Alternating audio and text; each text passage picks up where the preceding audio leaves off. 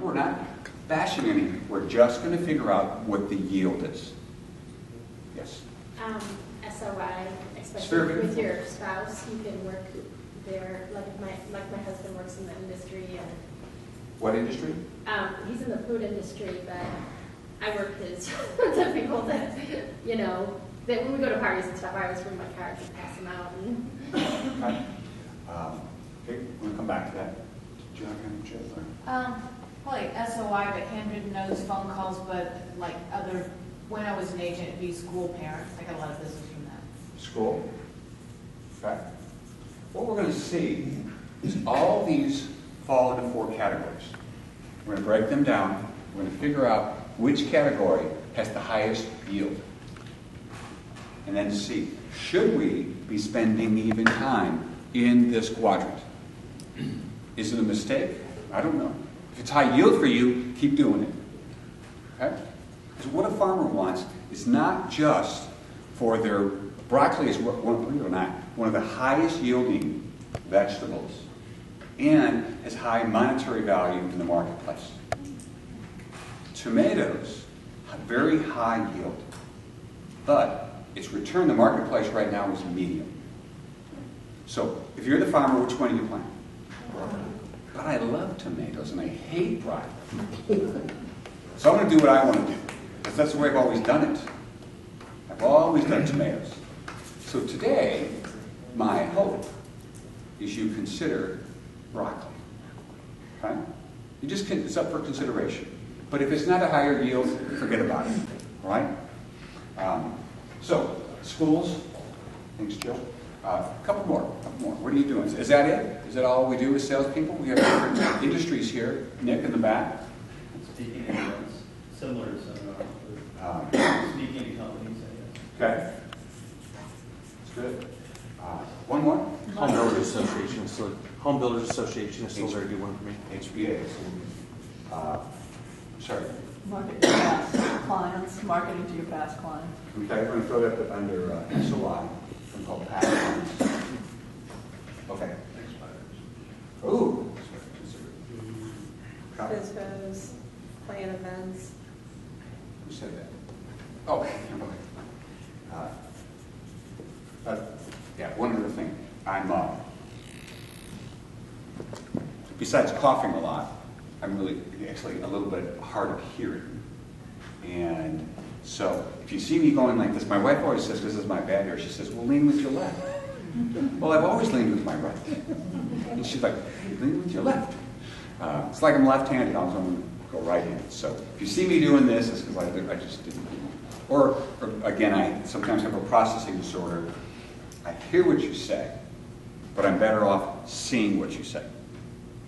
And we're going to figure out, too, that the presentations we give to single-source lead generators or any interview at every kitchen table that you do should be highly visual.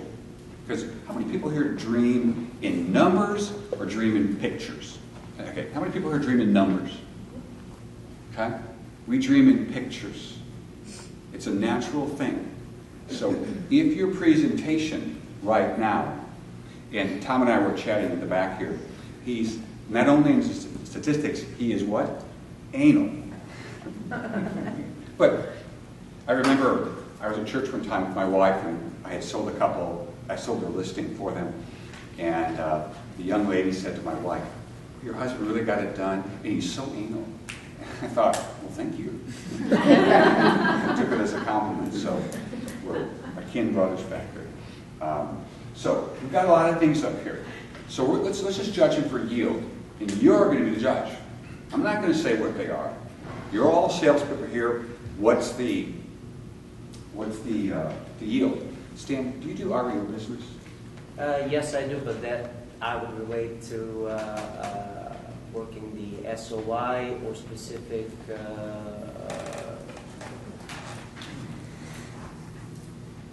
professional organizations that I participate in. So that has come as a result of those types of activities. We're not targeting my SOI group and Okay. groups. So if you want to speak in any of these yields as well, just go ahead, because I know you you've got some good volume to do, et cetera. So, let's pick geographic farming first. Okay? Is there a single source person in a subdivision that says, you know, Jim, if you want any listings in here, I'm the trustee, you come to me. So, there's, you know, every subdivision has a trustee, and the trustee is supposed to be with a realtor's network, or the loan officers. In a subdivision, would you like to get every refi? Probably yes. Okay? My friends, the roofers over here, they would like, who should they go to when there's a hail storm? The trustee, because the trustee sends all the business. Or is there not a single source lead provider in a subdivision? There's not.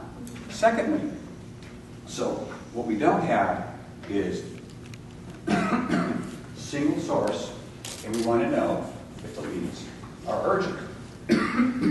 The single source, if you will, equals referred. Okay? So, we were talking about geographic farming. We have no single source provider. And do we have, are the leads urgent when they, you know, you send a calendar out once a year, you send talk amongst yourselves. Excuse me. So, so when the leads come in from geographic farming, are they mostly urgent, have to sell, or are they want to sell? Want to sell. I'm not voting, so would you all say if somebody contradicts that? Otherwise, we're going with these are not urgent. How much money does a realtor spend a year on geographic farming? A Ball. lot of money. A lot.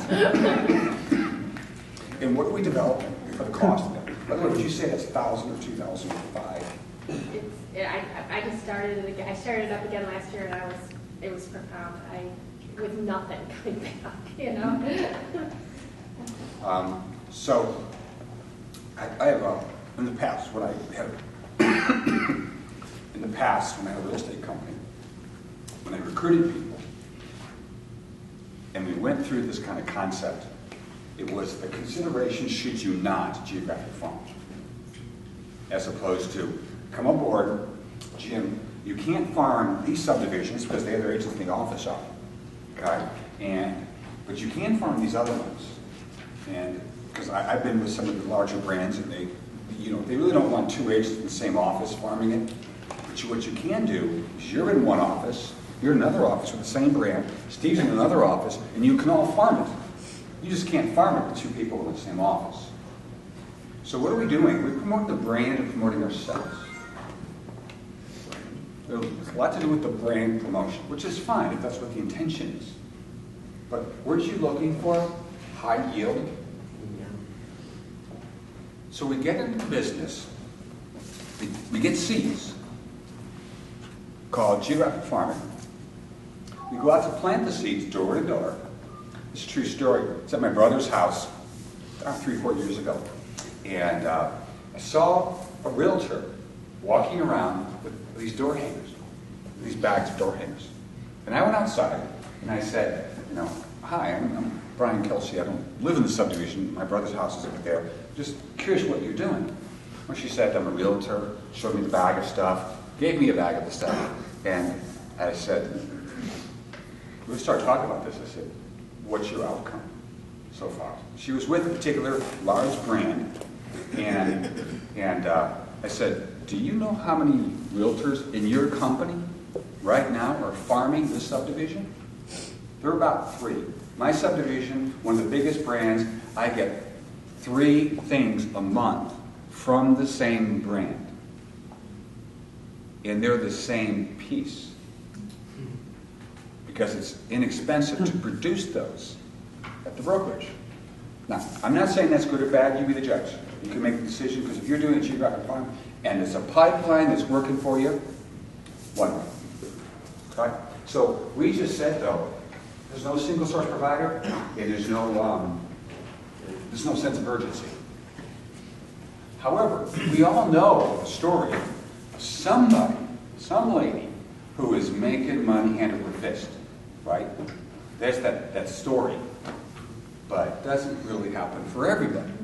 All right, so I'm selling those seeds today. We're going to start doing geographic farming. At the break, I'm going to offer you special prices on geographic farming program. Not. Okay. So the phone duty. Okay. What kind of yield are we getting from that? I mean, is it a place to get business? Yes. Yeah. For some companies, for some folks, it's a place to get business. But what are we after? Don't we agree the best lead is referred lead? That is urgent. Because referred leads that are non-urgent are just like any other local people who overprice their property. I don't have to give it away. It appraised for more than that. We're not going to go to that price. Last year it was worth $250. We're not going to $220. I got an appraisal that says it's worth $250. That's a local person that could be referred to you. Now, we don't want a lot of those, right? So we talked about phone duty. Is that a possibility that we have no single source? Correct? We don't know the people. They don't know us. When they hang up the phone, they're calling maybe somebody else. It's a possibility. Well, they're getting online. Because isn't it about 90% of people start online? Got that right. Sense of urgency, we're saying no. What we're trying to do today is certainly clarify what's the highest yield. And as we do our exercise in our workshop, in just a short period of time here, you'll decide for yourself, because you'll be processing this, I hope, and you'll be addressing, am I doing the highest yield with the highest monetary return? I just know this. If I'm away from my family, I want the highest probability that I'm going to get the business. The highest probability and the highest assurance I'm going to make income from that. Because if you think about it, every listing is like a part-time job. Every buyer is like a part-time job. I just want to get paid 8 out of 10 times on my part-time jobs. My first 10 listings I took, I listed 10 in 60 days as a gun decker agent. Got the #1 listing agent in the office for 2 months in a row, and I was the new guy. I sold 2 out of 10 of my listings. I was clueless. I've got a thing on my whiteboard about my wife, and it's, I knew how to win her heart, but I did not know how to treasure it. And that's the same with our clients. That we know how to win their hearts in presentations, but I didn't know how to sell my listings. I'm trying to be a better husband, which is why I have that on my whiteboard, and I wear this purple band that says one thing, so I remember to be a better husband, because it's too easy to get caught up in real estate. Isn't it kind of 7 days a week? Does it ever cause a problem in a marriage? It did for me. So anyways, we know how to win our clients' hearts. We don't know how to treasure it. And what the system we're talking about today is really how to have a relationship with a single source lead generator. And we know we're not going to get that from somebody on phone duty, because we've established that. HBA, that's a good one. A very good one. What do you get at HBA? What's it full of? Builders. Builders. What do builders have? Houses. To sell. Now that's a place where there's demand. What we got to remember here is a lot of things we're doing, there's no demand for the realtor. When I call you on phone duty, what am I looking for? Information about you, the realtor, or I'm looking for house information?